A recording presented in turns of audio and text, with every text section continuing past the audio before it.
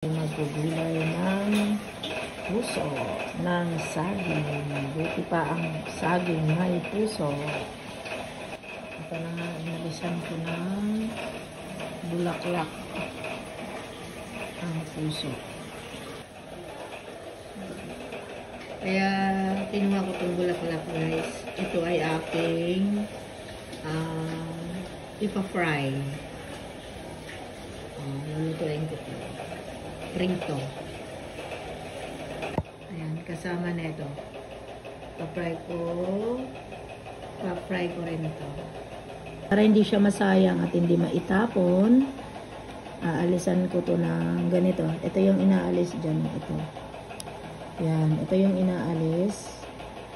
Kasi ano to matigas. Yan ang inaalis din. Hiwalay ko at after neto ay ipa-fry ko to.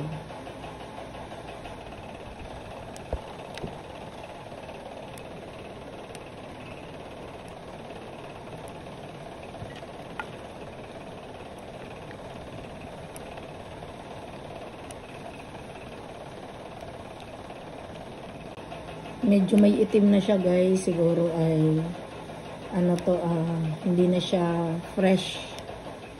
Kasi na-stuck siya sa rep namin Kaya siguro medyo nangitim na siya. Yung ano niya, ilalim. Kasi nung binili ko to is fresh pa.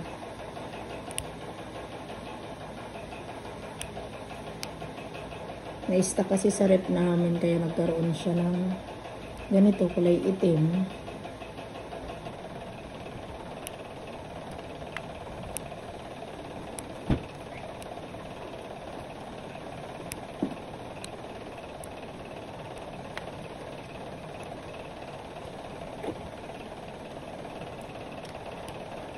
After nito, guys, ibababa din natin siya sa tubig na may asin para maalis din yung kanyang dagta. Then saka hugasan ng mabuti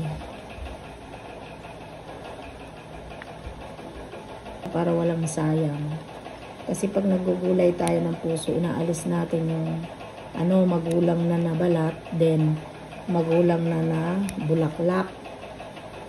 So para hindi siya masayang, ayan, ipa-fry natin siya, guys.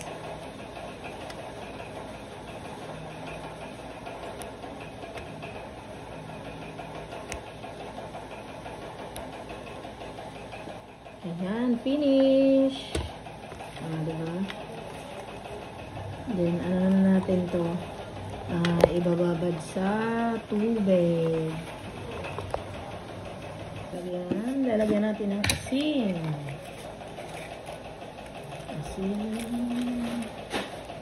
Ayan, ito na yung ating binabad na puso ng saging. Igasan na natin siya ulit. Ayan muna. Ito. Paghaluin na natin siya, guys, kasi same lang sila itatry.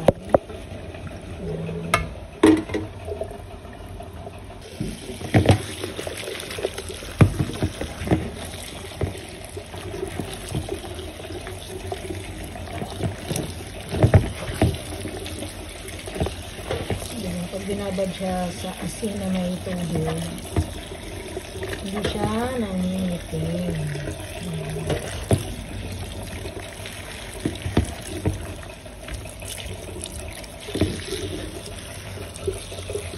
Flour. Ito ay harina. Kunti lang. Ayan, crispy fry. Para mas lalong malasa.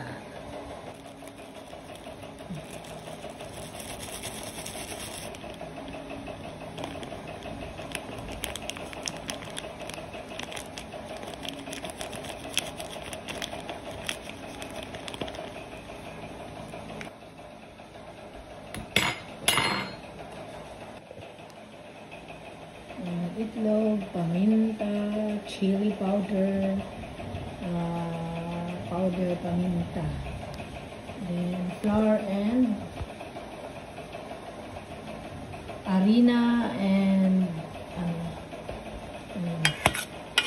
i-mix natin dito yung paghalong harina, breading mix, paminta,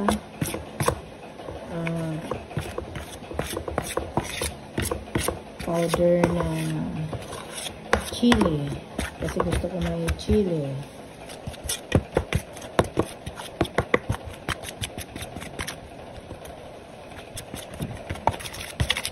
Dami ko guys ng powder.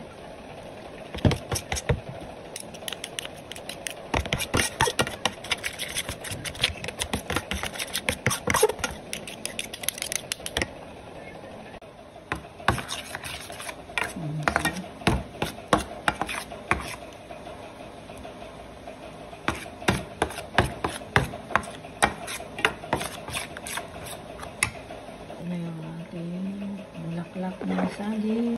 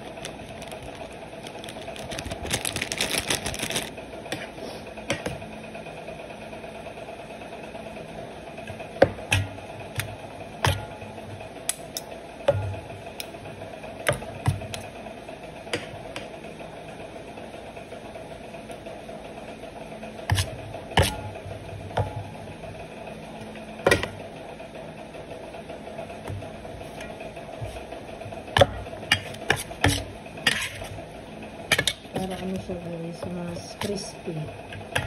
Wala kasi akong breadcrumbs. So, ginanito ko na lang siya. Para mas crispy siya.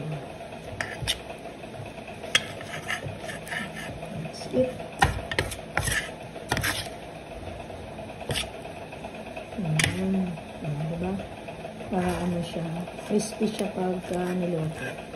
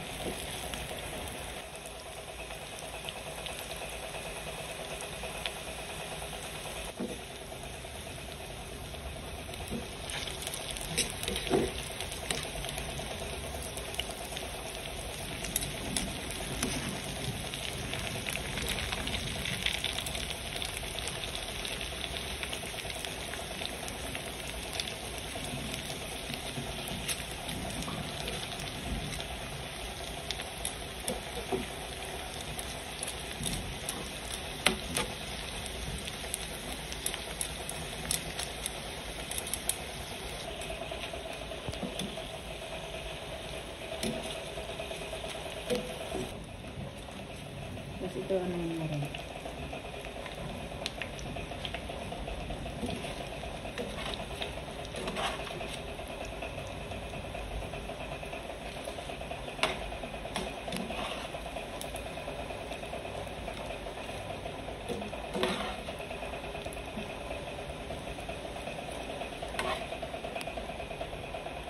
Stop.